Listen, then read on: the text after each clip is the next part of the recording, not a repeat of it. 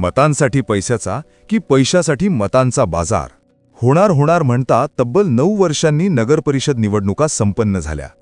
ज्याप्रमाणे न्यायालयाच्या आदेशामुळे निवडणुका घेण्यात आल्या, त्याप्रमाणे न्यायालयाच्या आदेशानुसारच 21 डिसेंबर 2025 म्हणजेच 2 दिवसांनी मतमोजणी होणार आहे. तोपर्यंत उमेदवार, नेते, कार्यकर्ते, समर्थक यांचा जीव टांगणीला लागणार आहे.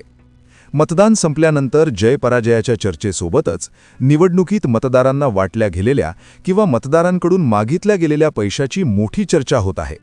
अलीकडच्या काळात निवडणुकीत पैशाचा सर्रास वापर काही अप्रूप राहिलं नाही, हे पण तितकंच खरं आहे.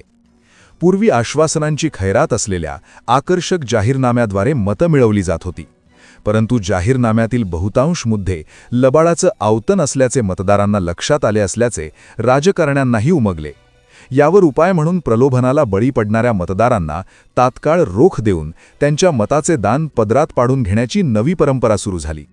या परंपरेची प्रचिती नुकत्याच झालेल्या नगरपरिषद निवडणुकीत आली. मतदानाच्या आदल्या रात्रीला दारू, पैसा तर वाटप झालाच, पण मतदानाच्या दिवशी मोठ्या प्रमाणात थैल्या उघडल्या. ज्यांनी यापूर्वी सत्तेत राहून पैसा जमवला, त्यांनी मतं मिळवण्यासाठी मुक्त हस्ते पैसा वाटला असल्याचे मतदार बोलत आहेत. एका मताला 1 ते 5 हजार रुपयांपर्यंतचा भाव देण्यात आला. त्यामुळे एका प्रभागात किमान 20 ते 40 लाख रुपये वाटल्या गेल्याचा प्राथमिक अंदाज आहे. मतदार देखील पैसे देणाऱ्या सर्वच उमेदवारांकडून आपले उखळ पांढरे करून घेत असल्याचे अनुभव खुद्द उमेदवार बोलून दाखवत आहेत. त्यामुळे सत्तेसाठी मतं आणि मतांसाठी राजकारण्यांनी पैशाचा मांडलेला बाजार पाहून आता मतदारच पैशासाठी त्यांच्या मतांचा बाजार मांडू लागले आहेत. निवडणुकीच्या निकालात पैसे वाटून जिंकून येणारा उमेदवार राजकारणाचा या धंद्यात स्वतःची लावलेली पुंजी, झालेला मानसिक त्रास, 5 वर्षांचा नफा काढून मग प्रभागात काय सुविधा द्यायच्या याचा विचार करण्यासाठी ज्योतिष्याची गरज भासणार नाही. तुम्हाला काय वाटते?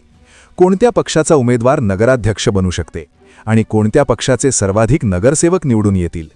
तुमचा अभिप्राय नक्कीच कमेंट करा आणि बघत रहा द टाइम्स ऑफ पुसद.